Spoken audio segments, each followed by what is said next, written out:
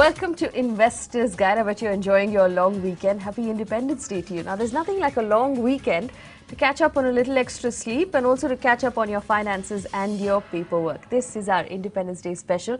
We're calling it Freedom from Debt. And the reason why we're doing this show is because of the emails we've received over the last few weeks from you, talking about how the higher interest rates and higher inflation have made it difficult for you to actually work your monthly budget around your home loans and around the extra loans you have.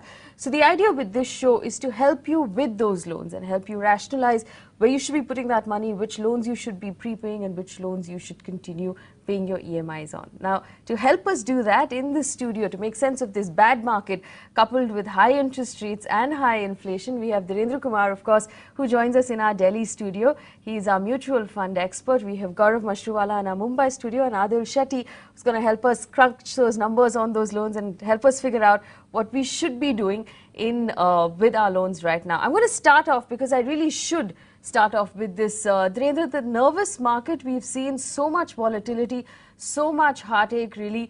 As retail investors, should we be worried or should we, like you always say, not care, continue paying our SIPs and not worry about it? You know, nervous is a very polite way of explaining the emotion.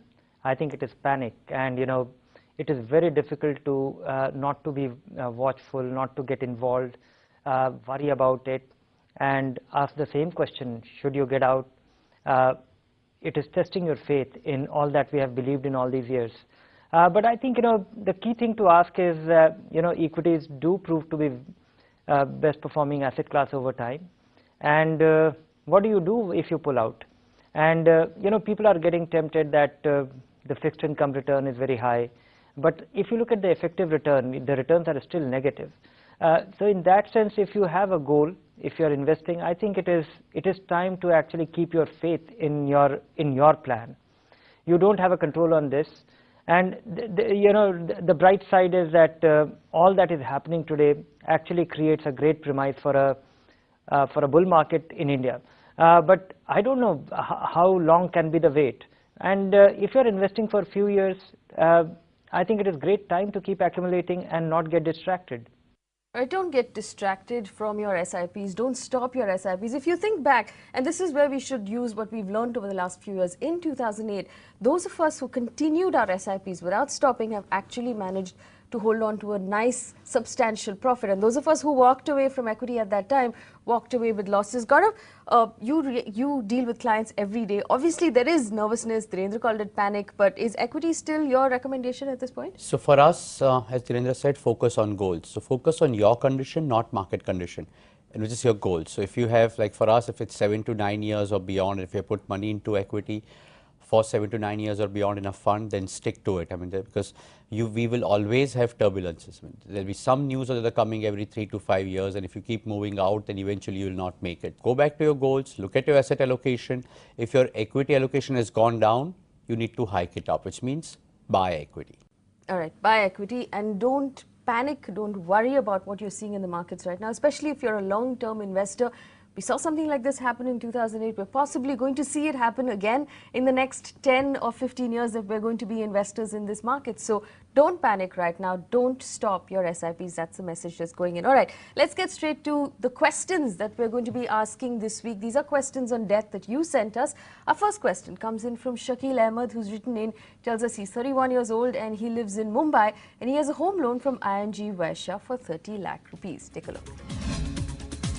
करना भी है तो 10 से 15% ही अपने पैसे का निवेश वो बाजार में करें। Shakil Ahmed is a 31-year-old business developer and operations manager who has spent a lot of time and effort planning out his investments.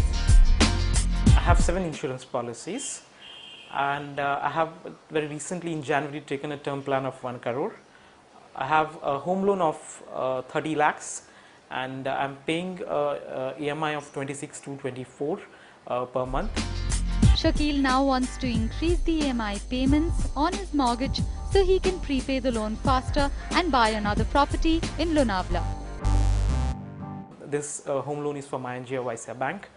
My main concern is to finish off the loan in next 10 to 12 years.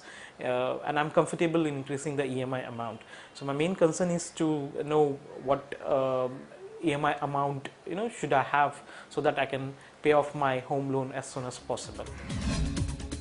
All right, so Shakil there is asking us, Adil, if he increases his EMI from the 26,000 rupees it is right now to 30 or 35,000 rupees, will he be able to knock off that loan faster? What are the numbers telling you? Sure, Faye. So it's a straightforward question that Shakil has over here. What we know about his situation is that he's got about 19 years left on his loan. From the data he's given us, his interest rate is about 9% on that loan. So we can easily tell him, and he could validate this using any number of EMI calculators, is that if he increases his EMI to 30,000 rupees per month, his loan will be paid off in 15.5 years. And if he increases his EMI to 35,000 rupees, he'll pay his loan off in 11.5 years. And whatever permutation and combination in terms of increasing or decreasing the EMI, an EMI calculator should give him the requisite data. Direndra, I'm going to bring you in here. He's also sent us a very long list of investments. He has 3 mutual funds, 2,500 rupees going into that. He has about 65,000 rupees a year going into 8 different insurance policies, and this is apart from his life cover, apart from his health cover and the normal insurance that he should have. So if we look at his investments right now, is there any money that he can move towards this home loan and bring down that burden, maybe prepay a portion of it from what you're looking at? I think so. Even though most people will say that older ULIPs, and if you have been with it for 5 years, it's not as expensive because the expenses are front loaded.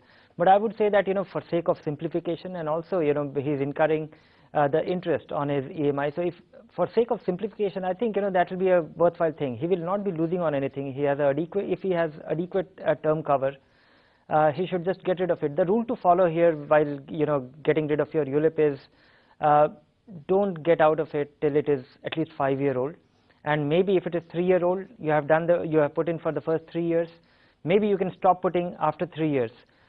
So you have to, because else you forfeit your initial investments, and after 5 years the surrender charges do come down. Gaurav, for someone who's looking at that long list and pulling out money from those ULIPs, how should he approach each one? Because we know that each of them, the rules are different for each and every ULIP. The fine print is different for every policy. Yeah, so was it a single premium, was it regular premium? That's number one, the charges that you're likely to pay. But I kind of agree with Direndra that here it's a question of not only ULIP, looking at ULIP in isolation, but vis-a-vis a loan which is there. And to that extent, all those which has completed the statutory required period, just start moving out. So if there are 5, 6, 7 of them, all of them should be moved out and pay off your loan, because then you're better off. One is you're not losing on ULIP, and second is the interest rate burden will also come down. Right. Adil, if he manages to put together maybe 4 or 5 lakh rupees from these ULIPs right now, from what I'm looking at, he prepays a portion of that loan. Does it put him in a position to negotiate possibly a better rate with the bank as well? Maybe bring down the rate that they're offering him or refinance that loan? What would you recommend? Right. So with that particular bank, I think on the existing loan agreement, it's very hard to renegotiate a rate, because the loan agreement typically says what the interest charged will be. What he can potentially look at is refinancing. So for example, people who borrowed in 2009 at 8.59%, today are paying close to 12%. So there are refinance opportunities which will keep increasing as inflation moderates and the interest rates start falling next year. Let me just go over what we've talked about. Direndra, they're telling you to relook at all of your ULIPs, pull out some of the money that's over 5 years old in those investments. You can use a portion of that to prepay. Adil will tell you that if you increase your EMI to 35,000 rupees, you can pay off that loan in 11 years. So if you move some money, you prepay a portion of it, you could possibly refinance what's left of it and have a lower interest rate as well. Remember, email ID at the bottom of your screen. You can write back to us if you need anything else. We're going to slip into a quick break. On the other side, we're going to find out if it makes sense to sell your mutual funds right now and use that money to prepay your home loan. That's after the break. Don't go anywhere.